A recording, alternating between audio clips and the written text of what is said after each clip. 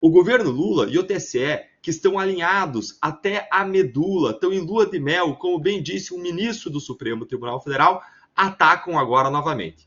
O TSE da Carmen Lúcia, do cala a boca já morreu, mas ao mesmo tempo vamos censurar só um pouquinho, lembram dessa?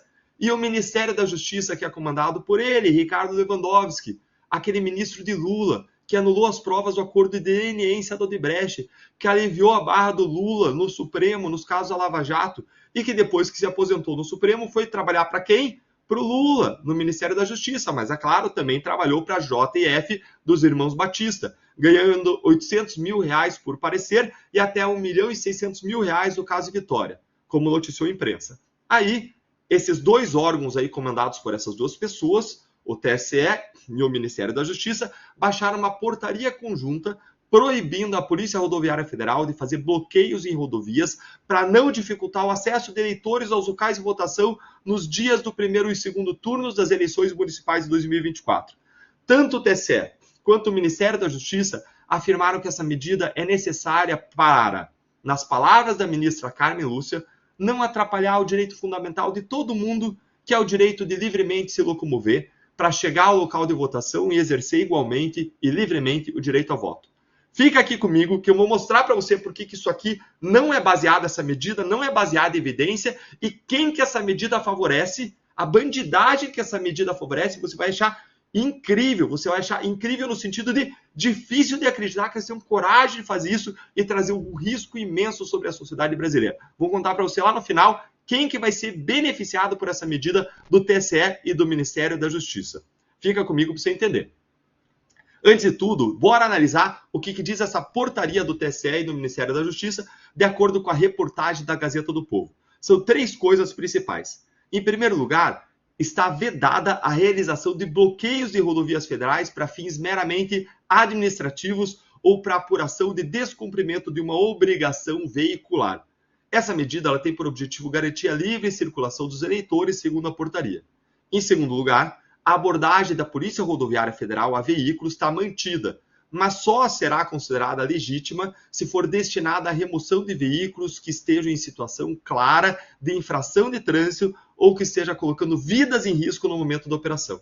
Em terceiro lugar, a portaria determina que, em uma eventual necessidade de um bloqueio de rodovia nos dias de votação, o Tribunal Regional Eleitoral do Estado, por onde passa essa estrada, precisa ser avisado em tempo hábil. Além do aviso formal com a devida antecedência, os agentes da Polícia Rodoviária Federal ainda precisam justificar a escolha do local e a finalidade do bloqueio, sempre com indicação de rotas alternativas que garantam a livre locomoção das pessoas.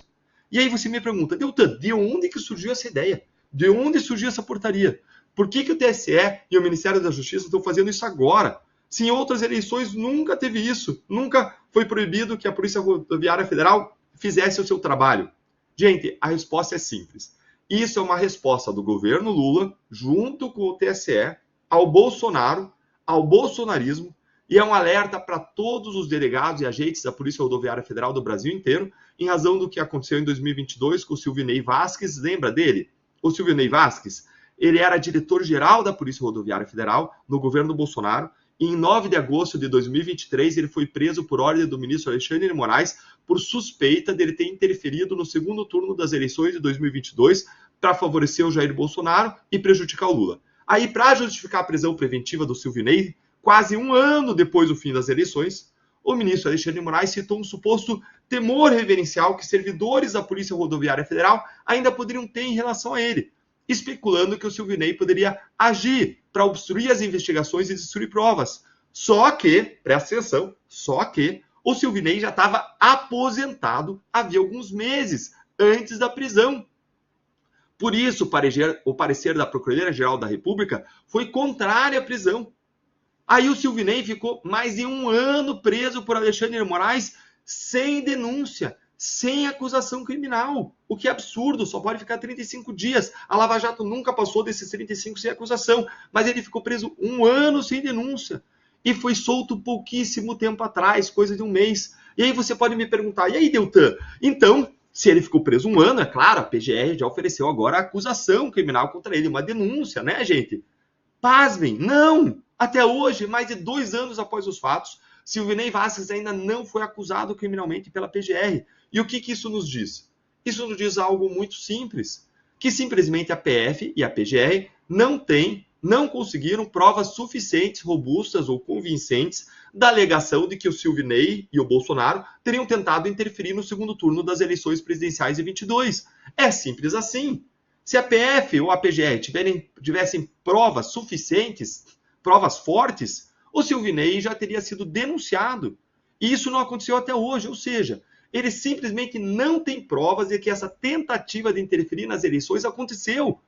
Mas com base nessa alegação de que isso poderia ter acontecido sem prova, o que não tem embasamento, o TSE e o Ministério da Justiça estão proibindo a Polícia Rodoviária Federal de realizar bloqueios em rodovias federais nessas eleições. E aí agora, a análise que eu te prometi lá no começo, quem tem a mais a ganhar com isso? Quem que vai ganhar com isso? É simples, gente. Quem vai ganhar é o crime organizado.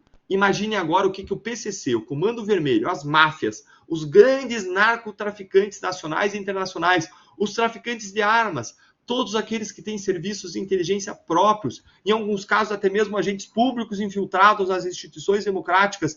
Imagine o que eles vão fazer, sabendo que durante 2 dias esse ano, a Polícia Rodoviária Federal vai estar proibida de realizar bloqueios em rodovias federais.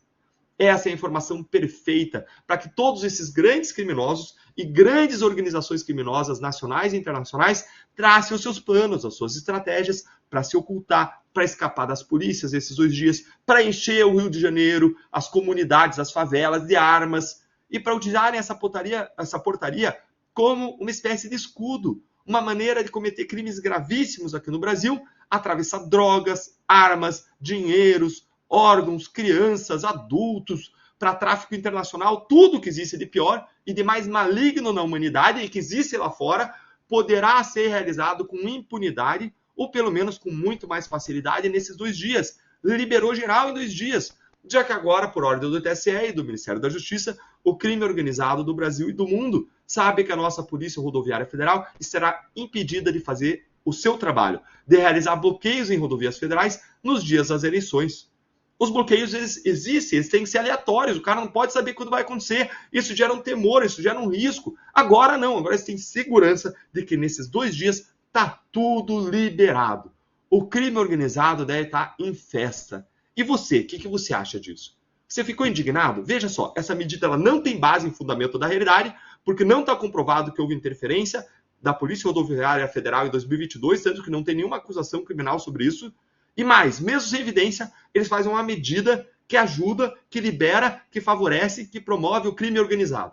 O que você acha disso? Conta para mim aí no comentário. Deixa a sua opinião sobre isso, que eu quero saber o que você achou dessa medida.